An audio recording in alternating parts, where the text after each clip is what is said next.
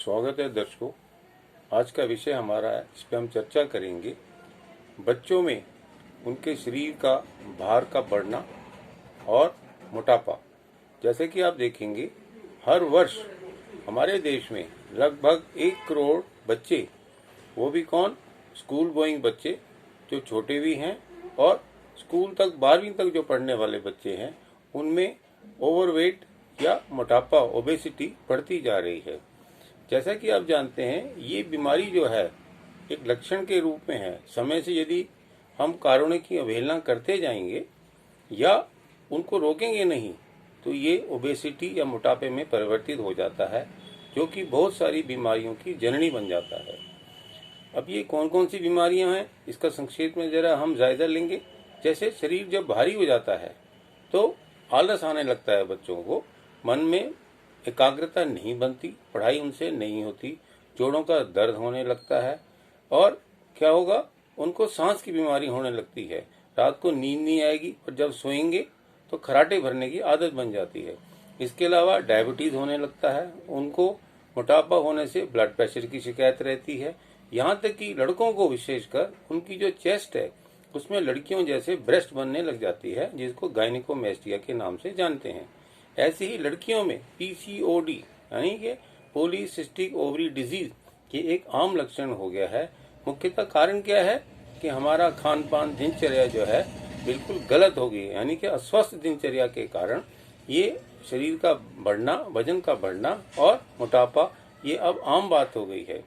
जैसा कि मैंने आपसे पहले भी कहा था, जब हम किसी चीज को उसके परिणाम से परिचित होते हैं, जानते हुए यदि हम उसके कारणों की अवहेलना करेंगे, उसको रोकेंगे नहीं, तो क्या होगा, हम जानते हुए जिस काम को गलत को कर रहे हैं उसको प्रज्ञा अपराध से जाना जाता है। यानी कि बुद्धि जानते हुए भी उसकी अवहेलना करेगी, ध्यान नहीं देगी, तो क्या होगा, एक अपराध करेगी। इसको इंग्लिश में हम बोलते हैं इंटेलेक्चुअल एरर्स। अब रही बात ये, कोई आदमी इसको पहचानने के तरीके तो हमने आपको बता दिए कौन कौन से लक्षण हैं, पर वो कैसे जानेगा कि मेरा शरीर जो है ओवरवेट हो रहा है या मुझे मोटापे से बचना चाहिए। अब कहना तो चाहिए कि अब ये जो कलेक्टिव एक एफर्ट है, हम सबको मिलके ही इन रोगों से बचने का उपाय ढूंढना चाहिए। चाहे उसमें पेरेंट्स हो, चाहे उसमें टीचर्स लोग हों, अध्यापकगण हों, यहाँ तक कि मेरे जैसे जो जनरल फिजिशियन है, फैमिली फिजिशियन है, उन सबको मिलके इसकी एक खोज करनी पड़ेगी, ताकि जो बढ़ती बीमारियां हैं, जो रोगों को उत्पन्न कर रही है, इस मोटापा जो जननी है अनेक रोगों की, उससे बचना चाहिए। एक बात आपसे कहूंगा, एक इंडेक्स होता है बॉडी मास इंडेक्स। ये ऐसा इंडेक्स है, इसको आप अपने घर पे भी कर सकते हैं, इसकी जानकारी रखते हैं तो आपको पता लग जाएगा कि जितना बीएमआई बढ़ेगा तो ये मोटापा जो है, ओवरवेट से मोटापे की तरफ हम जा रहे हैं। तो हम अपनी दिनचर्या, खान पान, सोना जागना, इन सब के ऊपर ध्यान देंगे। अब ये बॉडी मास इंडेक्स जो है, इसको कैसे याद रखेंगे। जैसे मैं आपको एक आसान सा तरीका बताता हूँ, वो आप याद रखिए। जिस प्रकार बॉम्बे जो है कहाँ है, महाराष्ट्र में, महाराष्ट्र कहाँ है, इंडिया में, तो आप याद रखिए BMI बॉडी मास इंडेक्स। ये नॉर्मली जो होता है इसको आप अपने आप ही माप सकते हैं। कैसे, आप अपने शरीर का जो भार है वो किलोग्राम में नोट करिए, उसके बाद जो आपकी हाइट है वो आप मीटर्स में करिए। जैसे 1.5 मीटर्स यानी कि 150 सेंटीमीटर। तो आप क्या करेंगे, वेट जो है, वजन जो है, उसको आप भाग करेंगे किससे। जैसे 1.5 क्या है आपकी हाइट, हाइट का आप डबल कर देंगे, स्क्वायर कर देंगे, तो जो आएगी 2.25, उसको आप उससे आप भाग करेंगे किसको, वजन को भाग कर दीजिए, यानी कि weight divide by square of height, इसको हम बोलते हैं BMI। और एवरेज आप समझिए, जब हमारा BMI का इंडेक्स लगभग 25 रहे तो आप समझिए आप जो हैं नॉर्मल हैं, और जैसे 25 से बढ़ के जाएगा 29.5 तक तो समझिए ओवरवेट है, और लगभग 30 से ऊपर जाएगा तो ये निश्चित समझें कि आपको मोटापा हो गया है। तो ये एक स्केल है, इसको आप पहचानिए और तभी आप इसके कारणों पे ध्यान देंगे, तब पता लगेगा कि हम ओवरवेट हैं या मोटापा हमको हो गया है। तो मैं आपसे फिर कहूँगा कि माँ बाप और आपके अध्यापक गण, साथ में ही जो लोग डॉक्टर्स हैं, उनको कलेक्टिवली इस बात पे ध्यान देना चाहिए ताकि हम बीमारियों से बचें। मैं आपको खान पान के बारे में एक बात अवश्य कहूँगा, आप 4-5 चीज़ों से अवश्य बचें, खासकर जो सफ़ेद है। कैसे?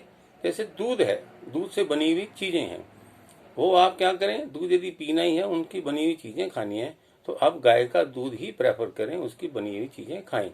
चीनी है, वो भी सफ़ेद होती है, तो आप चीनी जो है यदि मिठाई में है वो तो आप एक सीमा में खा सकते हैं, लेकिन आप जो ऊपर से टॉपिंग्स के रूप में डालते हैं, कैसे चाय में, कॉफ़ी में, दूध में, इवन लस्सी में भी, तो उसे आप ना डालें। रही बात नमक है, नमक आपको मालूम है शरीर में हजम नहीं होता, तो उस नमक और नमक से बनी हुई जितनी भी चीज़ें हैं उसको भी आप ध्यान दें।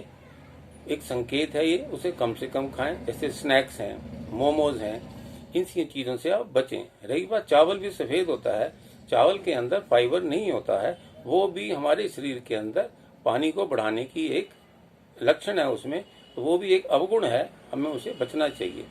अब रही बात, मैंने आपसे कहा नमक है, चीनी है और दूध है, चावल हैं, इन सब चीज़ों से। और सबसे लास्ट में एक बात और कहूँगा, वो है मैदा। मैदा भी जो होता है हमारे शरीर में जो सेल्स हैं या ब्लड वेसल्स हैं उनको एक तरीके से उनको क्लॉग कर देता है। क्यों? जब लीवर में फैटी लीवर आता है उसका मुख्य कारण यही होता है। तो धीरे धीरे हमारे शरीर में जो सर्कुलेशन है खून का, उसके साथ ये सब मैदे वाली चीज़ें जिसमें नमक, तेल होगा, मीठा भी है, वो नुकसान करता है। इन सब चीज़ों से हमें बचना चाहिए। तो आप इन 5 सफ़ेद चीज़ों पे ध्यान दें, इसकी मात्रा कम खाएं, इसका जो फ्रीक्वेंसी है उसको कम कर दें, और इसके साथ साथ जो दूसरी चीज़ें हैं जैसे सब्जियां हैं, फल हैं, वो आप अवश्य खाएं। इन 5 चीज़ों पे आप अवश्य ध्यान देंगे तो मैं समझता हूँ जो मोटापा है, बढ़ता हुआ वजन का शरीर का वजन, इसको हम रोक पाएंगे। इन चीज़ों पे ध्यान दें। अगले एपिसोड में हम बात करेंगे हम किन किन दवाइयों से इन बढ़ते हुए वजन को और मोटापे को रोक सकते हैं, ताकि इससे होने वाली बीमारियां जो हैं उससे बचा जा सके। Thank you very much.